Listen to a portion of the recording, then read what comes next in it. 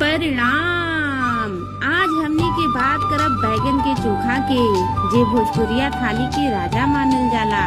काहेला कि इ चोखा के इतिहास बहुत पुराना बा। भारत में बैगन के उत्पत्ति हजारों साल पहले भइल रहे और तभी से हमनी के पूर्वज लोग एकरा के आगी में भून के सरसों का तेल और लहसुन का तड़का लगा के खाए के परंपरा शुरू कैले रहे। इ सिर्फ खाना ना, हमनी के संस्कृति के हिस्सा बा।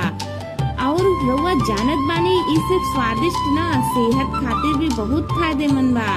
एकरा में फाइबर खूब होला जो पेट के साफ रखेला। इ कोलेस्ट्रॉल कम करे में मदद करेला और दिल के सेहत के दुरुस्त रखेला। तो जब स्वाद और सेहत दोनों एक जगह मिलत होके तब फिर का सोचत होगा। आज ही अपने थाली में गर्मा गर्म बैगन के चोखा का आनंद ली। स्वस्थ रही, मस्त रही और अपनी माटी के स्वाद संगे जुड़ल रही। तो मिलत बानी अगले वीडियो में।